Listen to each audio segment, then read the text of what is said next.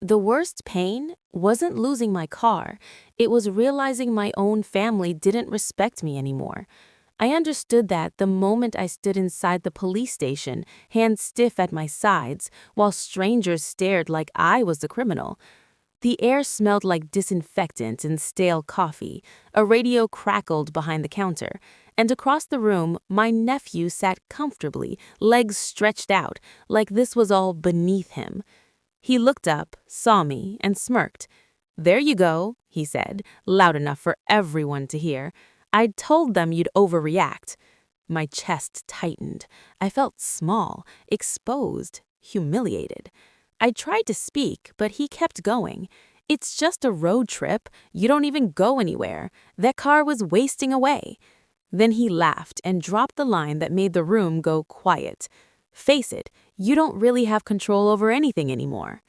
Silence slammed down hard. No one defended me, no one moved. I stared at the floor, wishing I hadn't come, wishing family betrayal didn't hurt more than theft ever could. That's when everything changed. A door behind the counter opened. An older police officer stepped out, calm and deliberate. He didn't look at my nephew once. He walked straight toward me, holding a familiar set of keys. "Sir," he said clearly, placing them in my hand, "your car has been recovered." The room shifted instantly. Whispers started. Heads turned. My nephew shot to his feet. "Recovered?" he said. "What do you mean recovered? I was bringing it back." The officer finally faced him, eyes sharp. "You crossed county lines without permission," he said. "That's not borrowing, that's theft." My nephew scoffed, but his confidence was leaking fast. "He wouldn't press charges. He needs me." The officer's voice dropped, firm and final. He didn't need to. You could feel the balance flip. People stopped looking at me and started watching him.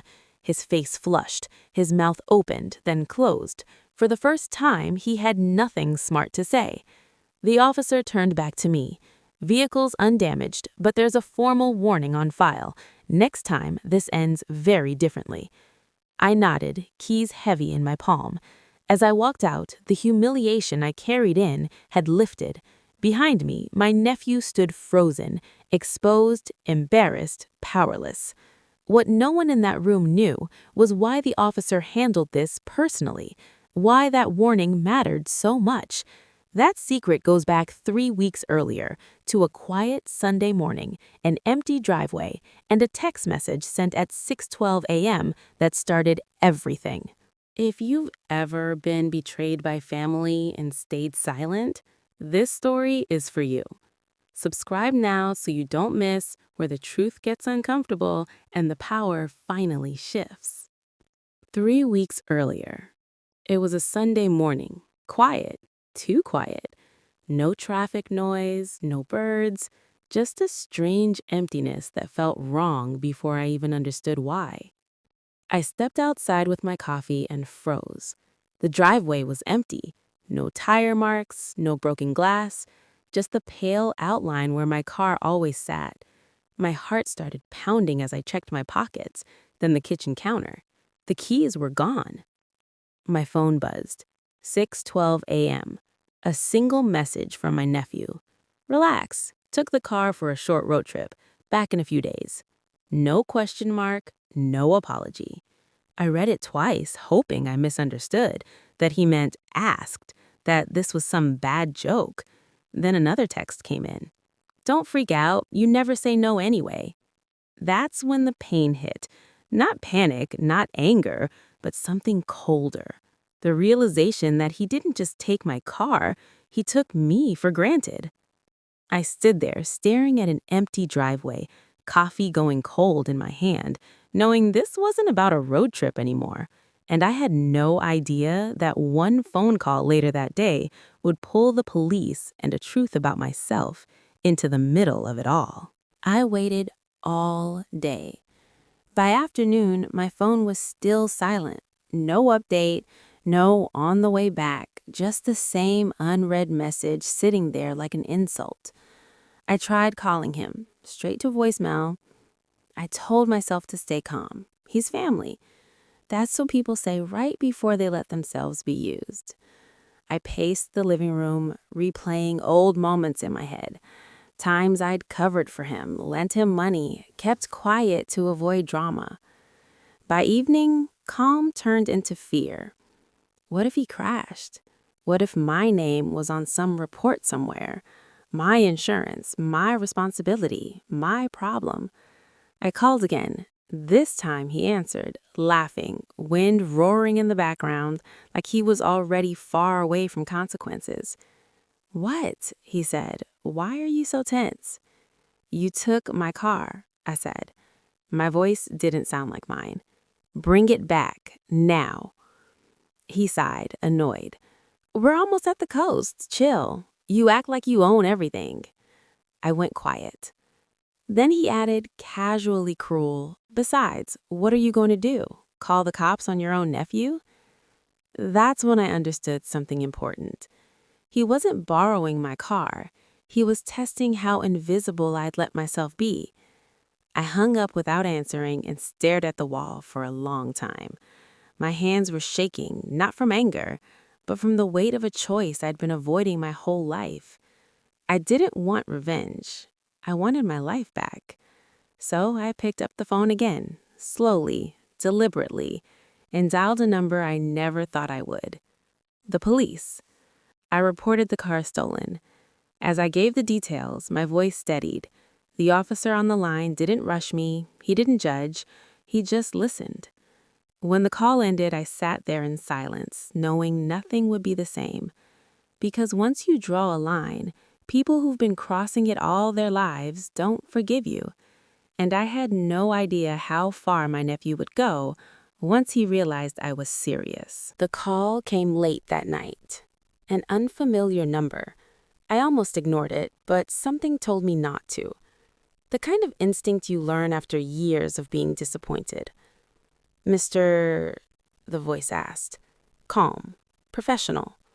"Yes," I said, already standing up. "This is Officer Reynolds. We've located your vehicle." My knees weakened and I had to sit down. "It was found parked outside a motel about 2 hours from here," he continued. "Your nephew and 2 others were inside." I closed my eyes. At least the car was still in one piece. But then the officer paused. "There's something else you should know." My chest tightened. "What kind of something?" "The car wasn't just being used for a road trip," he said carefully. "There were open containers inside, and we found items that raised concerns." My heart started pounding. "Concerns like what?" He didn't answer right away. I could hear papers shifting, the low hum of a radio in the background. "Let's just say," he said, "this could have become a much bigger problem for you." I leaned against the wall, the weight of that sentence sinking in. My name, my registration, my responsibility. Is anyone hurt?" I asked. "No," he replied, "but they were headed somewhere they shouldn't have been." Then came the part that surprised me most. "Your nephew didn't take the news well," the officer added. "When he realized you reported the car stolen, his attitude changed." I could picture it, his smirk cracking, his confidence slipping. "What did he say?" I asked quietly. "He said you'd regret it, that you always cave in." The words hurt because they were partly true, but the officer's next sentence hit harder. He was wrong. There was a pause, then he continued, "We're holding the vehicle overnight for processing. You'll need to come to the station in the morning." I thanked him and hung up, my hands shaking again, but this time not from fear, from resolve. Because whatever happened next, I knew one thing. I wasn't backing down, and I had no idea that walking into that station the next morning would expose a side of my nephew he'd worked hard to hide. The next morning, I stood outside the police station longer than I needed to. I watched people go in and out, normal lives continuing, while my hands tremble in my pockets. I told myself to breathe, to stand straight, to stop apologizing for something I didn't do. When I stepped inside, the smell of disinfectant hit me again. Phones rang, a printer jammed somewhere. And then I saw him, my nephew. He was sitting near the wall, arms crossed, leg bouncing, trying hard to look relaxed. When he noticed me, his mouth twisted into that familiar smirk. "There you are," he said. "About time." I ignored him and walked to the front desk. Before I could speak, he leaned forward and said loudly, just like before, "You really went this far? Calling the cops? That's low." A few heads turned. My face burned, but I stayed quiet. I'd learned something in the last 24 hours. Arguing only fed him. The awkward silence returned. Thick, uncomfortable. Then a door opened behind the counter. The same senior officer from the night before stepped out. Calm, focused, authority in every step. He looked past my nephew like he wasn't even there and addressed me directly. "Sir," he said, "thank you for coming in." The room shifted instantly. My nephew straightened. "Hey, this is between family," he said quickly. "No need to make it a big thing." The officer turned to him slowly. "You made it a big thing when you crossed state lines in a stolen vehicle," he said. Stolen. The word landed hard. My nephew laughed nervously. "Come on, he always lets me borrow stuff." The officer didn't raise his voice. Borrowing requires permission. People were openly watching now. The front desk clerk had stopped typing. My nephew's leg stopped bouncing. The officer continued, "Your uncle chose not to press charges. That decision saved you today." Saved you.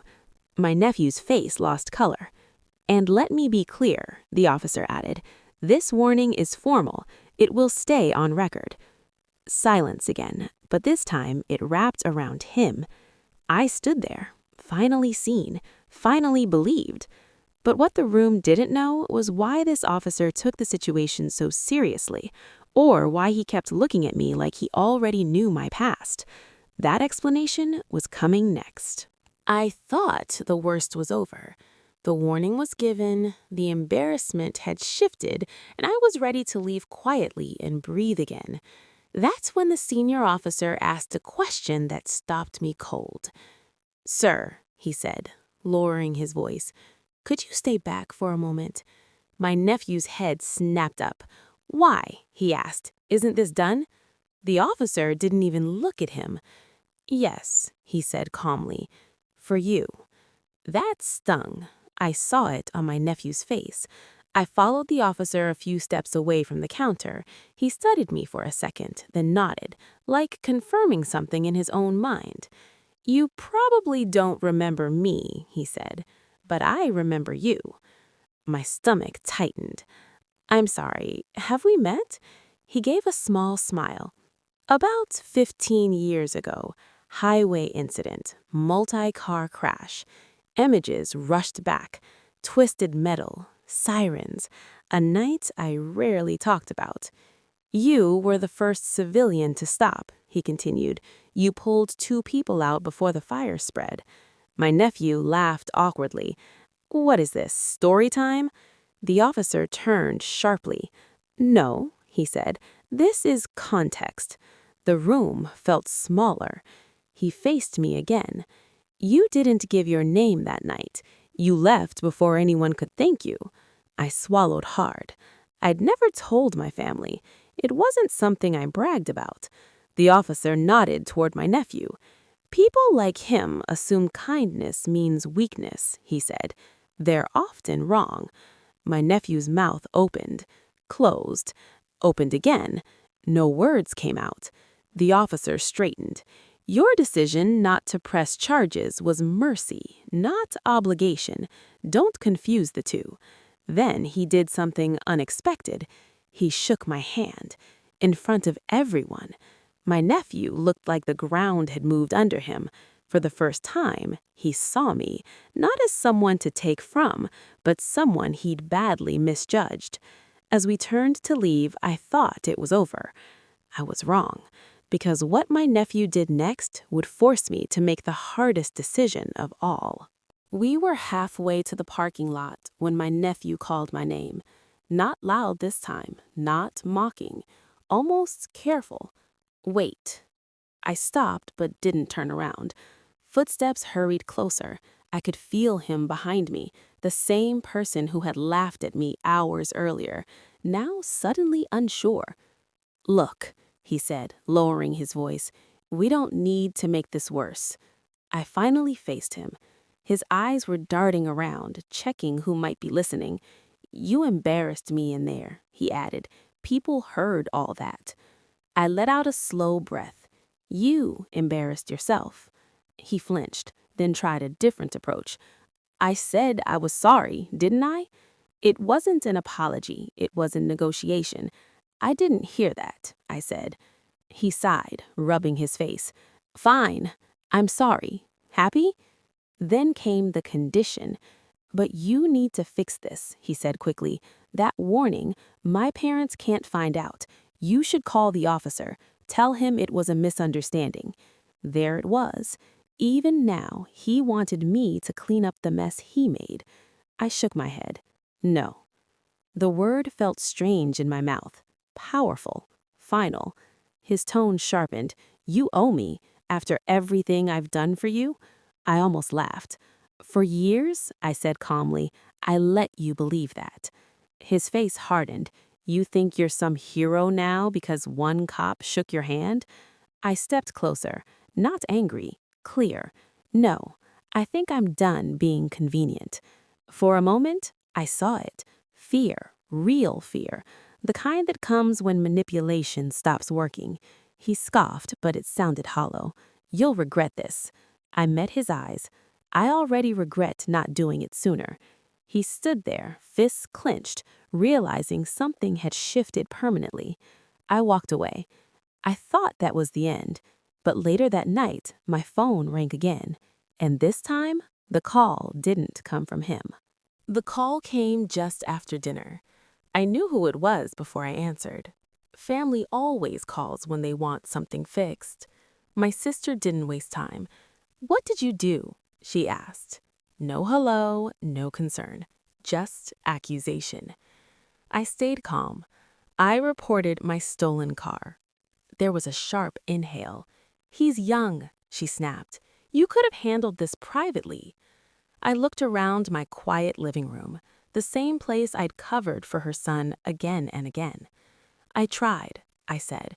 He didn't listen. She went quiet for a second, then changed tactics. "Do you know what this will do to his future?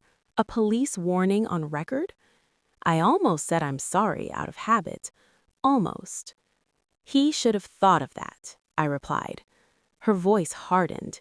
"You always hold grudges." That one hurt, but it also clarified everything. "This isn't a grudge," I said slowly. "It's a boundary." The line went silent. Then she said something I didn't expect. "He told us about the officer," she said. "About that old accident. Why didn't you ever tell us?" I stared at the wall. "Because it wasn't about being praised." Another pause. Softer this time. "He didn't know," she admitted. "None of us did." For the first time, the story had changed. I wasn't the dramatic uncle anymore.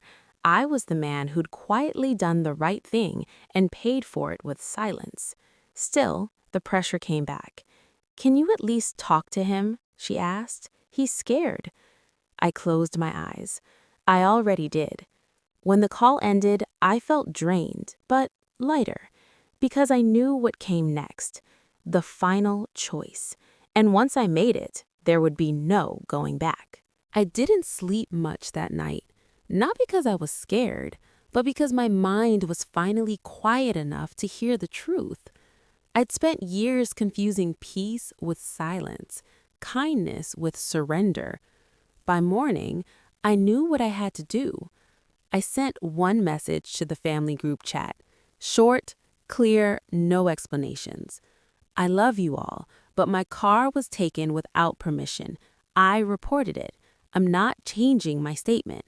Please respect my decision." No anger, no apology. The replies came fast. Some supportive, some disappointed, a few silent. Those silences said more than words ever could. Then my nephew messaged privately. So that's it? You're really going to ruin things over a car? I stared at the screen for a long moment before replying, it was never about the car. It was about respect. That was the last message I sent him. Weeks passed. He kept his distance. The warning stayed on record. Life moved on. But something inside me stayed different, lighter, straighter. I learned that boundaries don't break families. They reveal who values you without access to your things. The officer was right. Mercy is a choice, not an obligation. And for the first time in a long time, I chose myself. If this story hit close to home, if you've ever been taken for granted by the people closest